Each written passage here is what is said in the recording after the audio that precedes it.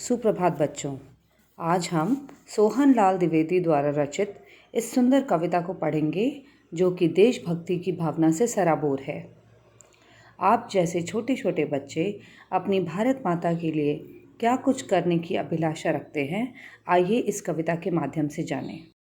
हम नन्हे नन्हे बच्चे हैं, नादान उम्र के कच्चे हैं, पर अपनी धुन के सच्चे हैं। जननी की जय जय गाएंगे, भारत का ध्वज फहराएंगे। अपना पथ कभी न छोड़ेंगे, अपना प्रण कभी न तोड़ेंगे। हिम्मत से नाता जोड़ेंगे, हम हिमगिरी पर चढ़ जाएंगे, भारत का ध्वज फहराएंगे। हम भय से कभी न डोलेंगे, अपनी ताकत को तोलेंगे। साहस की बोली बोलेंगे, पग आगे सदा बढ़ाएंगे, भारत का ध्वज फहराएंगे। तो बच्चों, आपने इस कविता को याद कर लेना है। इस कविता में बच्चे पूरे जोश के साथ अपने मन के भावों को व्यक्त कर रहे हैं। बच्चे निडर और साहसी हैं और अपनी जननी, जो कि इस कविता के अनुसार भारत माता है, उसका गुणगान कर रहे हैं। आइए इसके प्रश्न उत्तर करते हैं। पहला मौखिक प्रश्न। प्रश्न क, बच्चे क्या क्या करने की बात कह रहे हैं? इसका उत्तर है, इस कविता में बच्चे जननी की जयगान करने की, हिम्मती बनने की, हिमगिरी पर चढ़ने की तथा भय से कभी न घबराने की बात कह रहे हैं। प्रश्न ख, बच्चे कौन कौन सा काम कभी नहीं करेंगे? कविता के अनुसार बच्चे अपना पथ जिस पर वह चल रहे हैं उसे कभी नहीं छोड़ेंगे तथा अपना प्रण कभी नहीं तोड़ेंगे। प्रण यानी प्रतिज्ञा, जो हम ठान लेते हैं वो प्रण है। प्रश्न ग, कविता याद करो और सुनाओ। तो बच्चों, इस कविता को मेरे साथ आप 5-6 बार दोहराइए, कविता आपको खुद ब खुद याद हो जाएगी। दूसरा है लिखित प्रश्न। प्रश्न क, बच्चे किसका जयगान करेंगे? बच्चे जननी का जयगान करेंगे। अब यहाँ पर इस कविता के अनुसार जननी भारत माता है। प्रश्न ख, हिम्मत से नाता जोड़ने का क्या अर्थ है? इसका उत्तर है, हिम्मत से नाता जोड़ने का अर्थ है कि बच्चे हिम्मती बनेंगे और किसी भी आने वाली चेतावनी का साहस से मुकाबला करेंगे। प्रश्न ग, कविता से बच्चों के बारे में क्या पता चलता है? इस कविता से यह पता चलता है कि बच्चे छोटे होते हुए भी हौसले से भरपूर हैं और उनके रग रग में देश प्रेम की भावना भरी हुई है।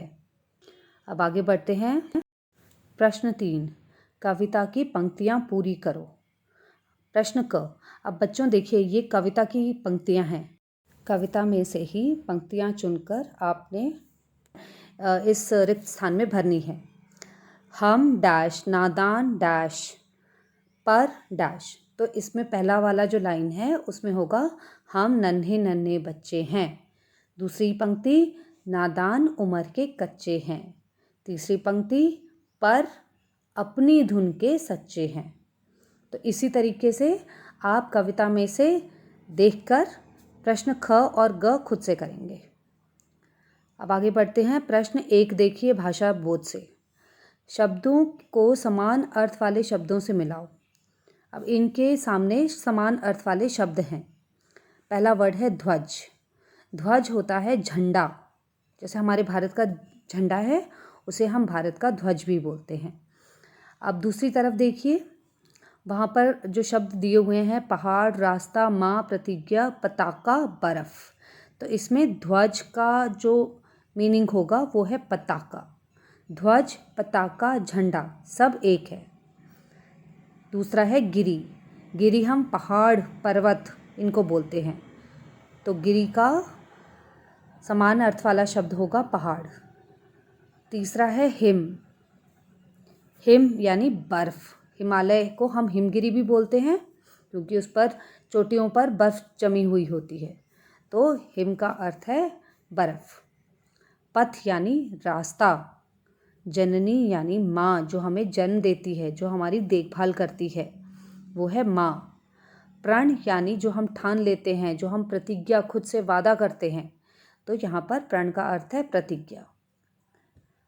प्रश्न 2, शब्दों के समान तुक वाले दो दो शब्द लिखो। तो समान तुक वाले शब्द यानी राइमिंग वर्ड्स, एंड का साउंड सेम होना चाहिए। तो बच्चों मैं आपको एक एक बताऊंगी, दूसरा आप खुद से लिखेंगे। पहला शब्द है धुन।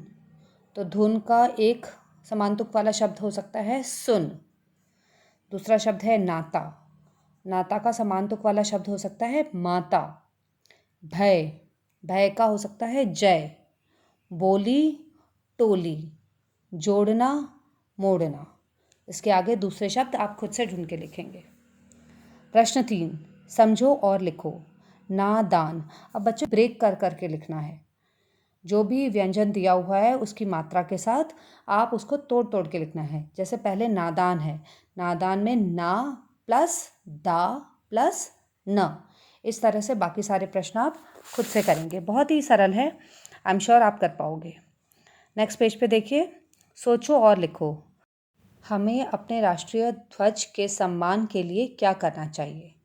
ये वैल्यू एडेड क्वेश्चन है, तो ये आप अपने पेरेंट्स से डिस्कस करेंगे। राष्ट्रीय ध्वज का सम्मान हम सबने करना होता है, तो इसके लिए आप क्या क्या करोगे, तो ये आप डिस्कस करके इन पंक्तियों में आप लिखेंगे।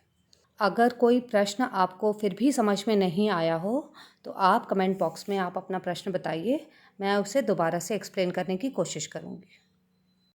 ऑल द बेस्ट बच्चों।